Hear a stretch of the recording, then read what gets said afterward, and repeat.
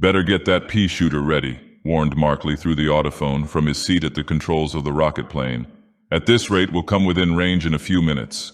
Those Japs are good gunners, and they'll have a red-hot welcome for us." Clement Morris, Secret Service operative and college chum of Andrew Markley, his pilot, in a swift and dangerous chase, inspected the cartridge belt of the new and incredibly rapid-firing gun, behind which he sat in lieu of the official gunner. Then he resumed his watching of the bright metallic speck that they followed in the thin, dark, stirless air of the stratosphere, 12 miles above the eastward flowing blur that was Nevada. They were beginning to overhaul the Japanese plane that had picked up the fleeing spy, Isho Sakamoto, near Ogden. Morris had been tracking down this preternaturally clever spy for months, under government orders. Sakamoto was believed to have procured plans of many American fortifications, as well as information regarding projected army movements in the war against the Sino-Japanese Federation that had begun a year ago, in 1975. The enemy rocket plane, descending unexpectedly, had rescued Sakamoto at the very moment when Morris was about to corner him, and Morris had immediately commandeered the services of his old friend Markley of the Air Corps, then stationed at Ogden. Markley's rocket plane was said to be one of the swiftest in the entire Corps. In its airtight hull with oxygen tanks, helmets, and parachutes already donned in case of accident, the two men were speeding onward at an acceleration so terrific that it held them in their seats as if with leaden straitjackets. Morris, however, was little less accustomed to such flights than Markley himself, and it was not the first time that they had hunted down some national foe or traitor in company.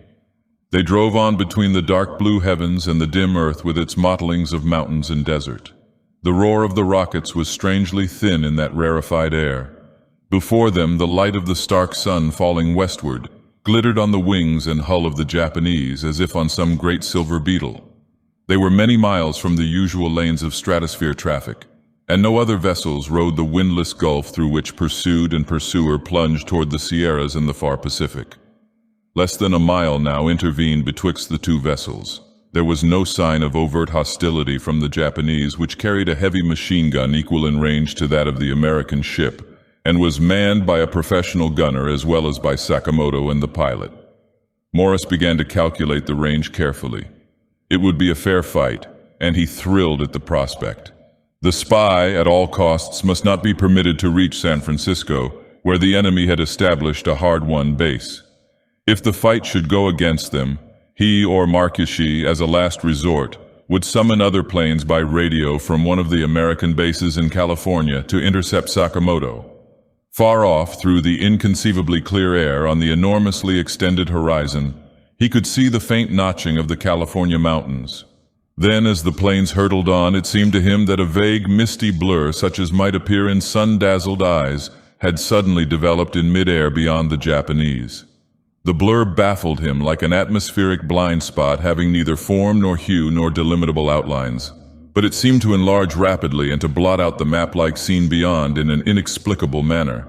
Markley had also perceived the blur. "That's funny," he roared through the audiphone. "Anything in the shape of mist or cloud would be altogether impossible at this height. Must be some queer kind of atmosphere phenomenon. The mirage of a remote cloud, perhaps, transferred to the isothermal layer. But I can't make it out." Morris did not answer. Amazement checked the somewhat inconsequential remark that rose to his lips, for at that moment the Japanese rocket plane appeared to enter the mysterious blur, vanishing immediately from vision as if in actual cloud or fog. There was a quick, tremulous gleaming of its hull and wings, as if it had started to fall or had abruptly changed its course, and then it was gone, beyond the hueless and shapeless veil. "That's funnier still," commented Markley in a puzzled voice. "But they can't shake us by flying into any damn mirage or what you call it. We'll soon pick them up on the other side." Diving horizontally ahead at 600 miles per hour, the vessel neared the strange blur which had now blotted out a huge section of the sky and world. It was like a sort of blindness spreading on the upper air, but it did not convey the idea of darkness or of anything material or tangible. Both Morris and Markley, as they neared it, felt that they were peering with strained, eluded eyes at something that was virtually beyond the scope of human vision. They seemed to grope for some ungraspable image, an unearthly shadow that fled from sight, a thing that was neither dark nor light nor colored with any known hue. An instant more, and the blur devoured the heavens with terrible momentum. Then as the plane rushed into it, a blindness fell on the two men, and they could no longer discern the vessel's interior or its ports. Ineffable grayness, like an atmosphere of cotton wool, enveloped them and seemed to intercept all visual images. The roar of the rockets had ceased at the same time, and they could hear nothing. Markley tried to speak, but the oath of astonishment died unuttered in his throat, as if before a harrier of infrangible silence. It was as if they had entered some unfamiliar medium, neither air nor ether, that was wholly void and negative, and which refused to carry the vibrations of light, color, and sound. They had lost the sense of movement too, and could not know if they were flying or falling or were suspended immovably in the weird vacuum. Nothing seemed able to touch or reach them. The very sense of time was gone, and their thoughts crawled sluggishly with a dull confusion, a dreamy surprise, in the all-including void. It was like the preliminary effect of an anesthetic, a timeless, bodiless, weightless hovering in the gulf that borders upon oblivion. Very suddenly, like the lifting of a curtain, the blindness cleared away. In a strange, flickering, brownish-red light, the men saw the interior of the hull and beheld each other's goggled helmets and one-etheroid air suits. They became aware that the vessel was falling gently and obliquely, with slanted floor. The rocket explosions had wholly ceased, though Markley had not touched the controlling lever. He could not start them again, and the entire mechanism refused any longer to obey his control. Through the ports, he and Morris saw multicolored chaos of outlandish and incomprehensible forms, into which the plane was descending slowly, with incredible lightness, like a downward floating leaf or feather. "I don't know what has happened or where we are," said Markley, "but I guess we might as well sit tight. There's no need to jump. We couldn't go down any more safely with parachutes. But what the hell have we gotten into anyway?" "Can't say," rejoined his companion, equally dumbfounded and at a loss. "Whatever or wherever the place is, it's not the state of Nevada." Their descent toward the unknown, mysterious terrain seemed to occupy many minutes, and once or twice the vessel hung motionless for a moment and then resumed its gliding with a jerk. Staring from the ports in ever-growing bewilderment, they began to distinguish separate forms and masses in the queer chaos of scenery. Irregular hills, mottled with gray, green, ochre, and violet black, lifted about them in the rufous light, and they perceived that they were settling into a kind of valley bottom. The ground beneath them was partly bare, partly covered with objects that resembled vegetable growths rather than anything else.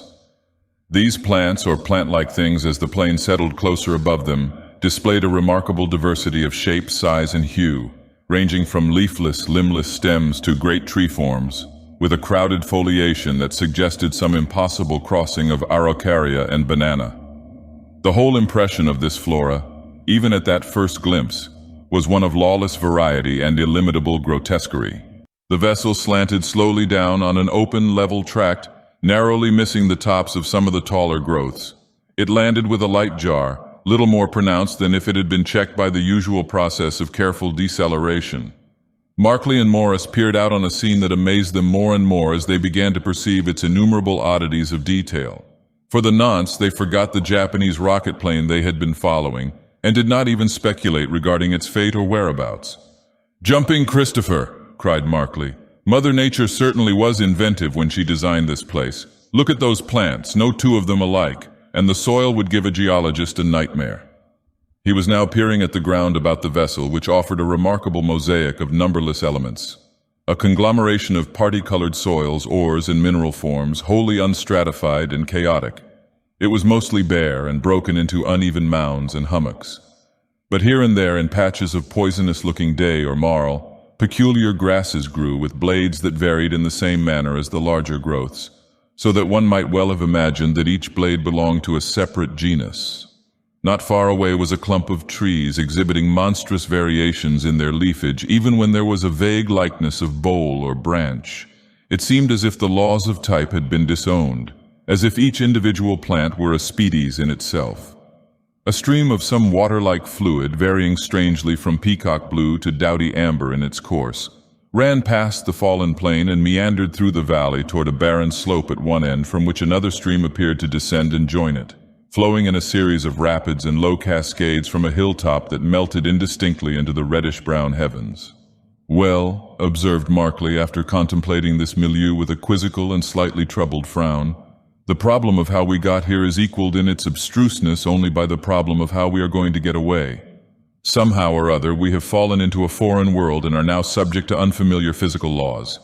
Our nitrone fuel simply won't explode. There's something, hell knows what, that prevents combustion. "Sure the tubes are all right?" queried Morris. "Maybe we've run short of fuel." "Huh." The tone was superbly contemptuous. "I know this boat. There's nothing the matter with the rocket mechanism, and I loaded up to the limit with nitrone before we started. We could have chased Sakamoto to the Great Wall of China and back again if necessary, without refueling. I tell you, we're up against something that was omitted from the textbooks. Just look at this ungodly hole anyway. It's like the scrambled hallucinations of 100 cases of delirium tremens." "I've monkeyed with hashish and peyote beans in my time," said Morris, "but I'll admit that I never saw anything like this. However, we're probably missing a lot by staying in the ship. What do you say to a little promenade? Sakamoto and his friends may be somewhere in the neighborhood too, and if they are, I'd like to get a line on them." Very cautiously, the two men unstrapped themselves from their seats and arose.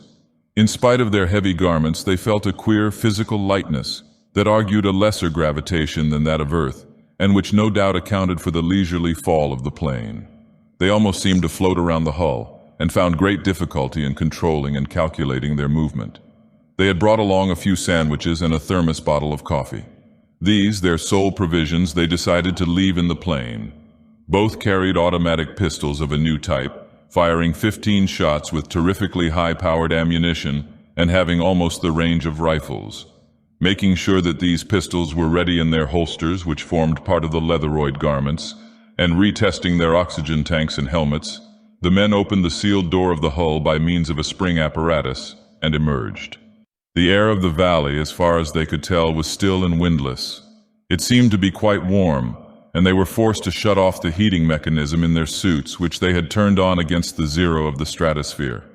Almost vertically overhead, a heavy and lopsided sun glared down, pouring on its light like a visible flood of reddish-brown liquid.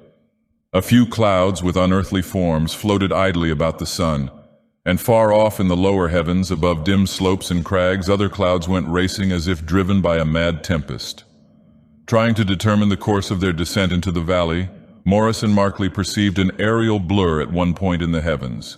A blur similar to, and perhaps identical with, the one into which they had flown above Nevada. This blur, it occurred to Markley, was perhaps formed by the meeting or overlapping of two different kinds of space, and was the entrance between their own world and the alien dimension into which they had been precipitated. It was visible in the reddish air like the ropiness or cloudy nucleus that sometimes appears in a clear wine. "Which way shall we go?" queried Markley, as he and Morris surveyed the valley on all sides, perceiving much that they had not seen from the plane. At the end that had been previously hidden, the vari-colored stream emerged from a narrowing defile of madly tilted cliffs and pinnacles, hued as with petrified rainbows. On both sides of the valley were long, irregular slopes and barren bluffs, looming vaguely hove areas of fantastic forestation. One of these areas, lying on the right hand, approached in a sort of arc to within 100 yards of the rocket plane. "I move that we head for the nearest timber," said Morris, indicating this mass of grotesquely varied growths. "I have a feeling somehow that I'd like to get under cover as quickly as possible. There's no telling, of course, but I have an intuition that Sakamoto and his compatriots are somewhere in the vicinity." "Their visibility is pretty poor if they are," commented Markley. "We may have lost them altogether. Maybe they got safely through that atmospheric blind spot or fell into another and remote section of this ungodly world." "Well, I'm not taking any more chances than I have to. I don't care for the idea of a soft-nosed Japanese bullet in the back. If rocket fuel won't explode in this world, there's no certainty that cartridges will either," Markley pointed out. "But anyway, we might as well take a look at the woods." They started off toward the forest, trying to control the absurd lightness that sent them bounding for 20 feet or more. After a festilde paces, however, they found that their weight was increasing rapidly, as if they had entered a zone of stronger gravitation. They took one or two steps that were almost normal, and then floated off in ludicrous leaps of a dozen yards that were checked suddenly as if by another belt of increased gravity. The trees, which had seemed so near, retreated in a strange and disconcerting fashion, At length, after many minutes of variable progression, the men saw the wood looming immediately before them and could study its details. High in the heavens above all the other growths, there towered two incredibly elongated bowls such as might be seen in the delirium of hashish, and about them a medley of lesser forms, no two of which displayed the same habit, leaned and crawled and squatted or massed themselves in monstrous tangles. There were single plants that combined enormous moon-shaped leaves with others that were fern-like or lanceolate. Gourd-like fruits grew on the same tree with others in the form of tiny plums and huge melons. Everywhere there were flowers that made the most ornate terrestrial orchids appear simple and rudimentary as daisies in comparison. All was irregular and freakish, testifying to a haphazard law of development. It seemed that this whole chaotic cosmos in which the men found themselves had been shaped from atoms and electrons that had formed no fixed patterns of behavior, and whose one controlling law was chance. Nothing apparently was duplicated. The very stones and minerals were anomalous. What further irregularities they would encounter, Morris and Markley could not guess. In a world subject to chance, everything would be incalculable, and the action of the simplest natural laws would be wholly erratic and undependable. A horror of this lawless world gradually arose in them. So far, they had met nothing in the form of animal life. Now, as they neared the forest, a creature that was like a paddy and spider-legged serpent came down as if from the heavens on one of the preposterously tall boles, running swiftly. The men stepped toward the tree, trying to decide which end of this curious creature was the head and which the tail. Astoundingly, like a mirage, the forest faded away with their change of position, and they saw its fantastic tops at a seeming distance of many hundred yards, in an oblique direction. Turning, they found that the whole valley during their brief journey had shifted about and had recomposed itself beyond all recognition. They were unable to locate the rocket plane for some moments, but finally, in an opposite quarter, and seemingly much further away than they had supposed, they discerned the gleaming of its wings and hull. Before them, in lieu of the forest, was an open space in which the vari-colored stream had mysteriously reappeared. Beyond the stream arose plots of scattered vegetation, backed by opalescent cliffs. "The late Professor Einstein would have been interested in this," remarked Morris. "Even the light must be moving at random, and sight images are traveling in zigzags and circles. Nothing is where it ought to be. We've gotten into a labyrinth of mirages." "We'll be lucky if we ever find our way back to the old boat," snorted Markley. "Want to look any further for our Japanese friends?" Morris did not answer at once. His eye had caught a silvery glint dose to one of the far-off plots of vegetation beyond the stream. He pointed it out to his companion silently. Three dark moving specks, doubtless the figures of men, appeared beside the glint as they watched. "There they are," said Morris. "Looks as if they were starting for a pasear themselves or were just returning from one. Shall we try to interview them?" "You're the captain, old scout. I'm game if you are. Lead on, Macduff."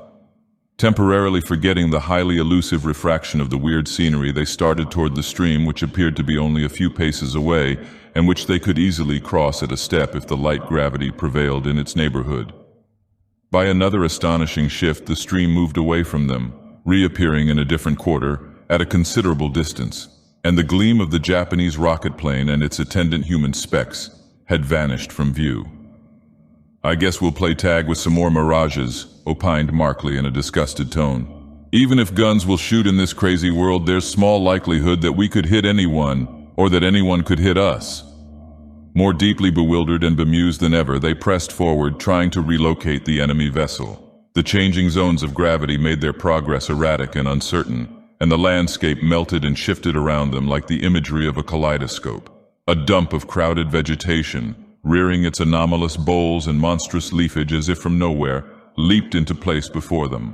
Rounding the dump, which seemed relatively stable, they came suddenly in sight of the Japanese who, in air suits and helmets, were now standing on the opposite brink of the apparently nearby water. Whether or not Sakamoto and his fellows had seen the Americans was uncertain.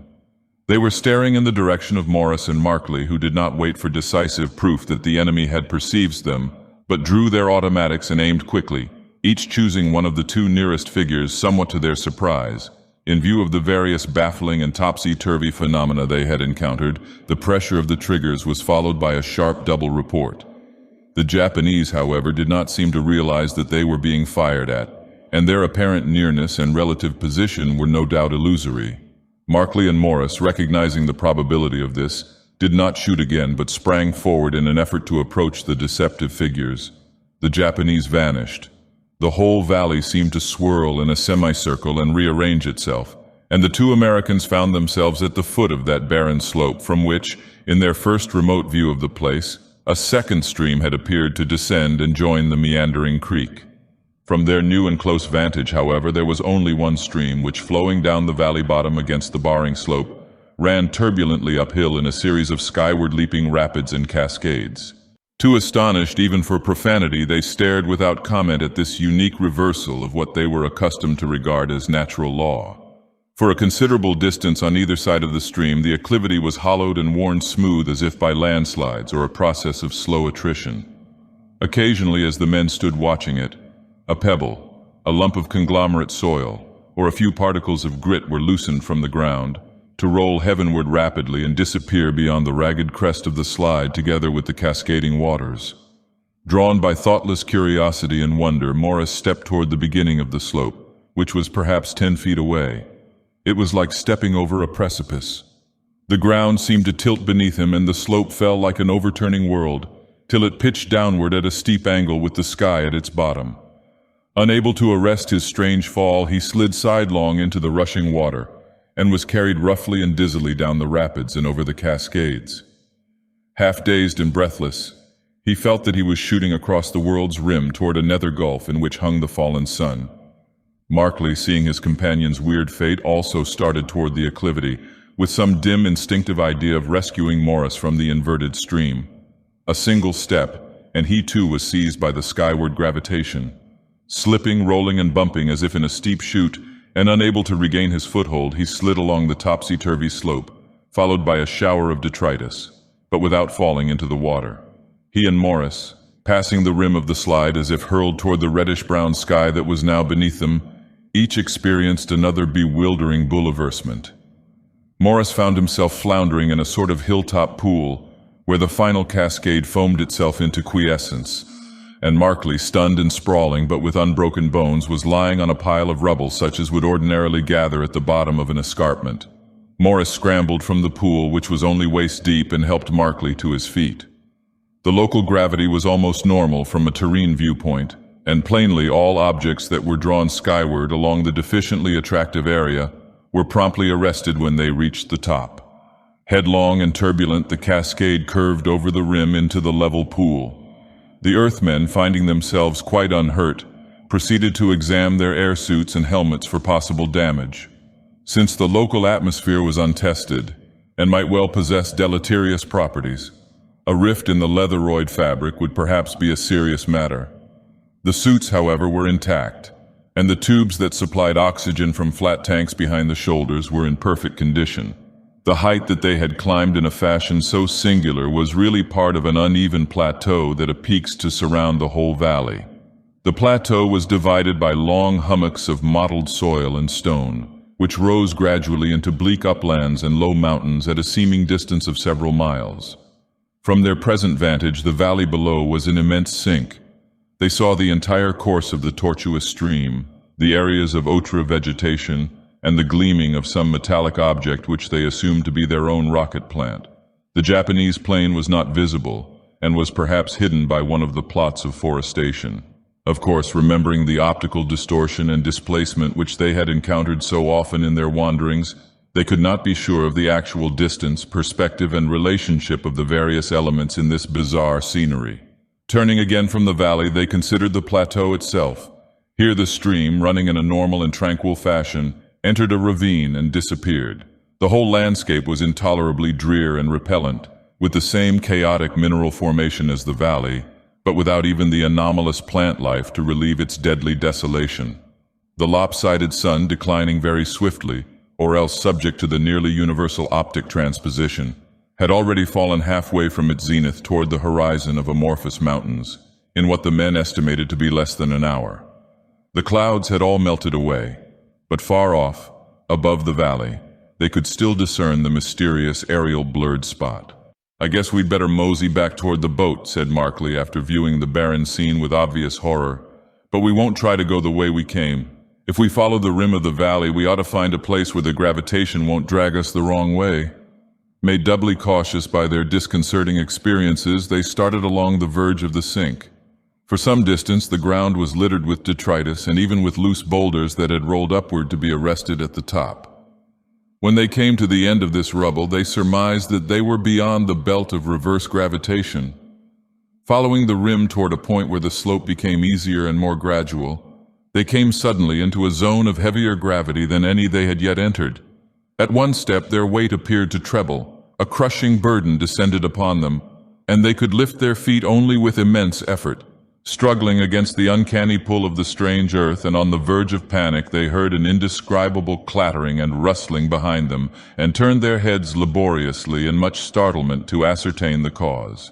Emerging as if from empty air, a concourse of unimaginably monstrous beings had gathered at their very heels on the bleak verge of the plateau. There were scores or hundreds of these entities who, whether mere beasts or the analogues of humanity, were no less various and freakish in their conformation than the weird flora of the valley bottom.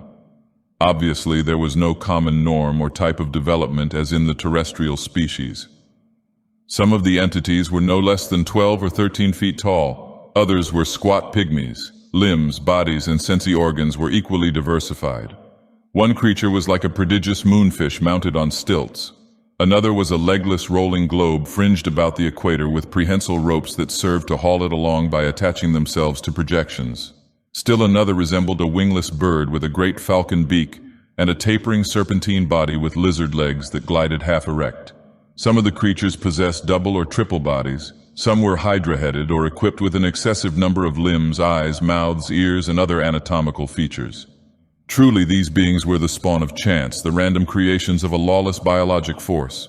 A horde of fabulous, fantastic nightmare improbabilities, they surged forward upon Morris and Markley, uttering a babble of wordless sounds of cacklings, hisses, clucks, ululations, roarings, and bellowings. Whether they were hostile or merely curious, the men could not decide. Both were petrified with a horror beyond the horror of evil dreams. The leaden gravitational drag, rendering the least movement slow and toilsome, reinforced their sensation of nightmare. Laboriously, they drew their pistols, and half lifting them at the oncoming rout, pulled die triggers. The reports were dull and muffled. The bullets flew with visible slowness and rebounded harmlessly like tossed pebbles from the monsters that they struck. Like a stampeding herd, the throng of biologic horrors was upon Morris and Markley, battling against the gravity as well as against the loathsome bodies and members that engulfed them. They were borne irresistibly along by the seething mass. Their pistols were torn from their hands. They saw hideous faces and faceless things that milled about them like a torrent of the damned in some nether circle. Occasionally, in broken glimpses, they saw a disordered landscape of amorphous rocks, with pools and streams of fine sand, and sudden fortuitous vegetation like mad mirages through which they were being carried. The origin of the monsters, their purpose, their destination, their intention in regard to the Earthmen, were enigmatic as the riddles of delirium. Resistance was futile, and Morris and Markley gave themselves up to the rushing motion of the throng in the hope that some opportunity of escape would ultimately offer itself. They seemed to go on for hours. The gravitation still varied, but was often constant over large areas. The sun, instead of sinking further, rose again to the zenith. Sometimes there were brief intervals of darkness, as if daylight had been shut off by some queer fluctuation of atmospheric properties. Puffs of wild wind arose and died. Rocks and whole hummocks seemed to crumble abruptly on the waste. But through all this chaos of conditions, the monstrous horde poured onward with its captives. Apparently, the Earthmen had fallen in with a whole tribe of these anomalous creatures, who were perhaps migrating from one zone of their random world to another. At least such was the explanation that suggested itself in lieu of positive knowledge. Markley and Morris became aware that the ground was slanting downward. Over the heads of the monsters, they saw that they had entered a flat, sloping valley. Rough mountains, perhaps the same that they had beheld from the rim of the sink, appeared to loom at no great distance above them. The low valley debouched in a sort of shallow, crater-like hollow. Here the horde suddenly arrested its onward rush and began to spread out in a curious manner. Markley and Morris, now able to work their way forward, saw that the creatures had arranged themselves in a ring about the slopes of the circular hollow. leaving a dear space at its bottom. In the center of the vacant space, a singular phenomenon was manifesting itself. A fountain of fine, hueless powder rose from the storn and soil, attaining a height of 3 feet. Slowly it widened and rose higher, preserving the form of a round column. Its top mushroomed into a vague cloud, spreading above the heads of the assembled throng and floating skyward. It was as if some process of molecular dissolution were taking place to form this fountain. Markley and Morris were fascinated by the spectacle. Before them, the silent circular crumbling of the ground went on. The column swelled to titanic proportions, towering above the crater. Seemingly, too, the monsters were fascinated, for none of them stirred to break the ring-like formation. Then gradually, as the column of atoms increased, the horde began to surge forward. The ring narrowed till its inmost ranks were driven, close packed, into the fountain by the pressure from behind. Visibly, as creatures entered it, their limbs and bodies melted like bursting puffballs to swell the columnar cloud of dissolution that mounted skyward. "Are they all going to commit suicide and take us with them?" Markley's voice was a horror-tautened whisper. He and Morris, caught in the forward ranks, were being forced slowly toward the fountain. Only 2 rows of the monsters now intervened, and even as Markley spoke, the bodies of the inmost row began to dissolve in the column. The Earthmen struggled desperately against the massed bodies that crowded from behind. But the living wall, close and implacable, as if bent on nothing but self-immolation, drove them downward inch by inch. Overhead the sun was blinded by the mushrooming column. The sky took on a madder-brown twilight. Then, with a suddenness as of some atmospheric legerdemain, the twilight blacked into Cimmerian darkness. A mad elemental howling tore the air. A blind hurricane filled the crater, blowing as if from above, and bolts of lightning leapt upward from the ground, enshrouding with blue and violet fire the horrible horde of biologic anomalies. The pressure behind the Earthmen relaxed. A panic seemed to have seized the monsters, who were now dispersing in the bolt-riven darkness. The Earthmen, fighting their way upward, stumbled over the half-charred bodies of those who had been slain by the lightning. By intermittent flashes, they saw, looking back, that the column of atomic dissolution still poured from the crater's bottom to merge with the seething storm that had risen as if at random from nowhere. Miraculously untouched by the lightning, Morris and Markley found themselves in the flat valley through which they had entered the crater. Most of the monsters had now disappeared, melting away like the shadow of a nightmare, and the last flashes revealed little but vacant soil and rock. The lightning ceased, leaving the men in darkness. An irresistible wind, like a torrent of rushing water, bore them along through the Stygian night, and they lost all trace of each other henceforth. Often hurled headlong or lifted bodily from the ground at the mercy of lawless anarchic elements, they were blown apart like lost leaves. Abruptly, as it had begun, the tumult fell in a great stillness. The darkness dissolved from the heavens. Morris, lying dazed and breathless, found himself alone amid barren reaches of rock and sand. He could trace nothing familiar in the landscape. The mountains were lost to view, and he saw no sign of the fountain of molecules. It was as if he had been transported to another tract of this fantastic realm of chance. Hallooing loudly but answered only by sardonic echoes, he started off at random in an effort to find Markley. Once or twice, amid the shifting, elusive imageries through which he wandered, he thought that he saw the mountains that had loomed beyond the crater of dissolution. The sun, changing its apparent position by leaps and bounds, was now close to the horizon, and its rays were indescribably dark and eerie. Morris, plodding doggedly on amid the delusive advances and recessions of the dreary landscape, came without warning to a flat valley that was somehow familiar. Before him, the lost mountains reappeared as if by magic, and going on, he emerged in the crater-like hollow. Many of the charred monsters, slain by the electric storm, were strewn about the slopes, but the fountain itself was no longer active. A round funnel-like pit, 20 feet in diameter, yawned dark and silent at the bottom of the hollow. Morris felt the descent of an overmastering despair. Lost as he was in this awful trans-dimensional limbo, and separated from his comrade, whose fate he could not imagine, the prospect was indeed drear and hopeless. His whole body ached with accumulated fatigue. His mouth and throat were afire with corrosive thirst. Though the oxygen still poured freely from his tank, he could not tell how much of the supply remained. A few hours at most, and then his ordeals might end in asphyxiation. Momentarily crushed by the horror of it all, he sat down on Die Crater Slope in the rusty brown gloom. Curiously, the twilight did not darken. As if in a reversed diptych, the sun returned slowly into the heavens. But Morris, in his despair, hardly heeded this outre phenomenon. Staring dully at the re-illumined ground, he saw the appearance of several grotesque, anomalous shadows that fell past him on the slope. Startled from his lethargy, he sprang up. A dozen or more of the monstrous people had returned. Some of them were gnawing the cindery bodies of their late companions, but three, as if disdaining such fare, were closing in upon Morris. Even as he turned, they assailed him.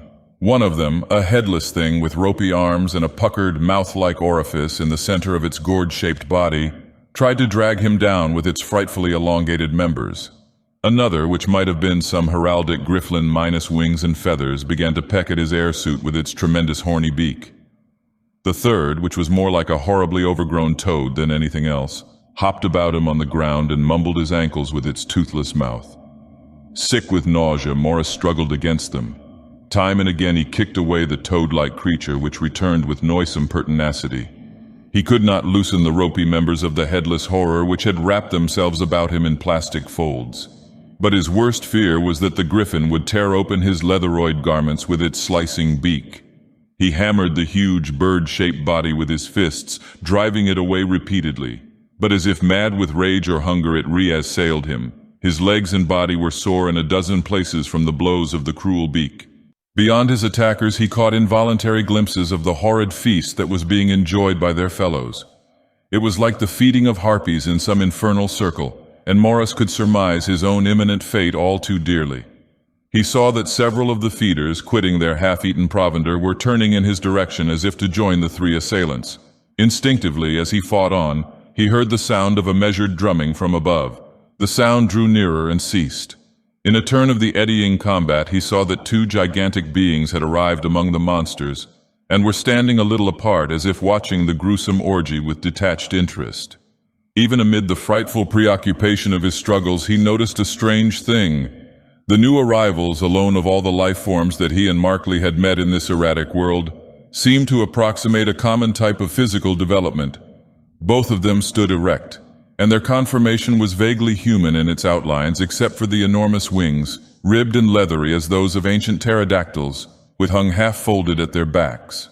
Their coloration was a dark bituminous brown verging upon ebon blackness in the wings and lightened somewhat in their heads and faces. They were massively built, with a stature of 11 or 12 feet and aquiline sloping hairless heads that denoted a large brain capacity. No trace of ears could be detected, but two round, luminous golden yellow eyes were set far apart in their faces above sphinx-like mouths and nostrils. Somehow they made Morris think of satanic angels, but their aspect was not malign and was wholly poised, aloof and dispassionate. Such were the impressions he received, without conscious assortment or definition at the time. Without interlude, the atrocious battle with the three monsters continued. Presently, however, one of the gigantic winged beings came with prodigious strides toward the Earthman and his attackers, as if to watch the uneven combat. Morris felt the regard of the great yellow eyes, which, inscrutable themselves, appeared to search him through and read the inmost secrets of his mind. The being stepped closer, lifted an enormous hand in a leisurely but imperious gesture. As if fearful or cognizant of a superior power, the loathsome assailants abandoned their efforts to drag Morris down, and slunk away to assuage their hunger on an unpreempted carrion that lay beside the pit in the crater's bottom. A dreadful faintness surged upon the Earthman, a reaction from all the intolerable horrors and fatigues of the day. Amid the whirling darkness into which he slid, he saw the gleaming of two mesmeric golden eyes, and felt the firm grasp of giant hands that seemed to support and lift him. An electric shock ran through him at their touch. Miraculously, his faintness cleared away, leaving him wonderfully alert. Strength seemed to flow into him from the mighty hands, magnetic strength, buoyant and preterhuman.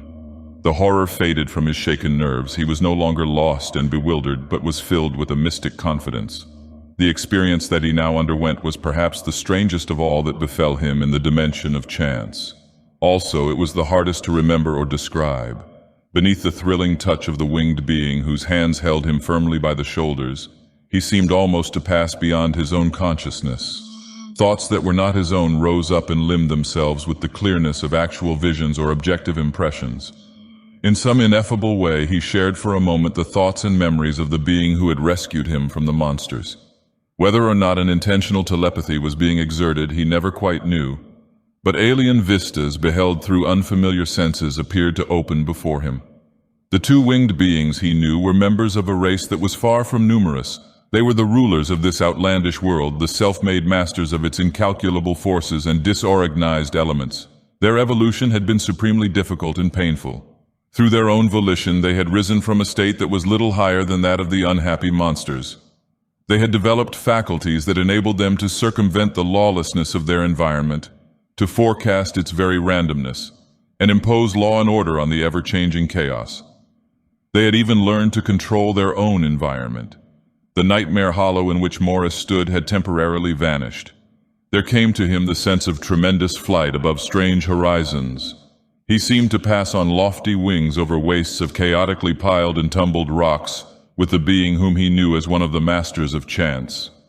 Amid the shifting mirages of desolation, through distorting zones of air, above realms that pitched obliquely for immeasurable leagues like the flattened side of some malformed planet, he flew unerringly to his destination. Beyond the chaos on tiered mountains that rose stupendously, he beheld the high and many-terraced citadels of the masters. As if he had trodden their battlements, he knew the white walls of a majestically ordered architecture that defied the erratic formlessness of the world beneath and impinced their harmonic sternness on the tumbled waste. He knew the terraces lined with geometric rows of trees and flowers in which, by some miracle of horticultural mastery, the random flora had been subdued and had taken on the characters of type and species. Dimly, to the limit of his human thought capacity, he understood something of the masters. Their powers were those of dynamic will, of magnetism and sense development, and they did not depend entirely on mere physical science or machinery. In former ages they had been more numerous, had ruled a larger area of that unstable, incalculably treacherous world. It seemed that the apex of their evolution had passed. Though still powerful, they were menaced more and more by the beleaguering forces of cosmic anarchy. Such were the things that Morris learned in that moment of communion with his rescuer. Returning to his own proper consciousness, he felt also that the telepathic interchange had been mutual. The being had read his own history, his predicament of hopeless alienation in a strange world, and in some inscrutably benign way was minded to help him. He left no surprise whatever at the more than outre happenings that ensued. Somehow, as if he shared the ability of his protector to read the future, all that occurred was familiar as a twice-told tale. In this bizarre but foreknown drama, the winged being lifted him gently but firmly, making a cradle of its vast arms and spreading its ebon wings, mounted swiftly toward the misshapen sun. Its companion followed, and Morris knew as they flew steadily above the changing zones of gravitation, above the dreary jumble of wandering mirages, that they were seeking for Markley. In a dim, partial way, he seemed to share the clairvoyance of the masters, which enabled them to distinguish the real from the illusory amid the disordered refraction of their atmosphere. He, too, was gifted with a televisual faculty by which he could scan the remote or hidden portions of the waste. Sure and undeviating, the mighty leathern wings beat onward toward their goal. Amid the kaleidoscopes of desolation, there appeared the rough rim of the valley in which Morris and Markley had left their rocket plane. Swifter grew the beating of the wings, louder was their drumming as if haste were needed. A strange anxiety mounted in Morris lest they should be too late. Now they hovered above the valley, slanting groundward. The place had changed in some fashion that Morris could not define to himself for a moment. Then he realized that certain of the ringing bluffs and slopes had crumbled away, were still crumbling to form a moving sea of hueless sand. In places, columns of atomic powder mounted like geysers. Some of the areas of forestation had fallen into shapeless heaps of dust, like disintegrated fungi. These sudden, erratic, localized decompositions of matter were common phenomena of the world of chance, and it came to Morris as part of his mystic knowledge that the order which the masters had wrested from chaos was not wholly secure against their inroads. Anxiously, with a breathless fear, he scanned the area into which the mighty being who carried him was descending on sloped wings. Markley was somewhere in that area, to which he had wandered back in a blind, bewildered search for his lost companion, and danger, a double danger, threatened him now. As if with the keen, straight-seeing eyes of the master, Morris discerned a rocket plane on the valley floor and knew it to be the one that the Japanese had used. Seemingly it was deserted, and the moving tide of sand from the crumbling cliffs engulfed it even as he watched. In the middle of the valley he descried the glittering of another plane, the one that belonged to Markley. 4 tiny figures were milling to and fro beside it as if in wild combat. Upon them, unheeded, the deluge of dissolution was advancing swiftly. The sands rolled in crested billows. The trees swelled and soared to monstrous arboreal phantoms and dissolved in pulverous clouds. Pillars of freed molecules built themselves up from the valley bottom and were shaped into ominous floating domes that obscured the sun. It was a scene of elemental terror and silent tumult. Across it, sloping and dipping, the wings of the masters drummed, till they hovered above the knot of struggling figures. 3 men in helmets and airsuits were attacking a 4th, who was similarly attired. The weakness of the local gravity, however, made the combat less unequal than it might have seemed. Also, it served to lighten the blows which the contestants succeeded in delivering. Markley, in great 20-foot leaps, was eluding the Japanese much of the time, but plainly he was tiring, and the 3 would corner him soon. Several automatic pistols, discarded as if empty or useless, were lying on the ground, but one of the Japanese had drawn an ugly, curved knife and was watching his chance for a thirst at the darting figure of Markley. In their desperate struggle, none of the 4 had perceived the arrival of the masters. It was Markley who saw them first. As if stupefied, he paused in one of his rushes and stared at Morris and the winged beings. 2 of the Japanese turned and also beheld the hovering figures. They stood as if petrified with astonishment or terror. But the 3rd, intent on delivering a thrust with his wicked knife, had not seen them, and he flew in a long aerial leap at Markley. The 2nd master, hanging in air beside Morris's projector, raised his right hand and pointed at the flying Japanese. For an instant his fingers seemed to clutch and hurl a great javelin of living fire. The javelin leapt and faded, and the Japanese, a shapeless pile of fuming cinders, lay at Markley's feet. The other 2, shielding their goggled eyes with their hands as if the terrible lance of light had blinded them, rushed toward the oncoming storm of atomic disintegration. Before them on the valley floor, a sudden pillar of dust ascended, swelling awfully as it ate the conglomerate soil. It seemed to topple upon them, and they were gone. Morris, watching in a wordless awe, felt that the lifting arms had been withdrawn, that his feet had been set on the ground. Close above him, the 2 masters towered with spread wings. As if an urgent voice had spoken aloud, he knew the things that must be done without delay. "Come, we can start the plane," he cried to Markley. "We've got to move in a hurry." Markley, who had been staring at the masters, appeared to emerge from a sort of trance. "All right, if you say so. And if the fuel will explode," he agreed.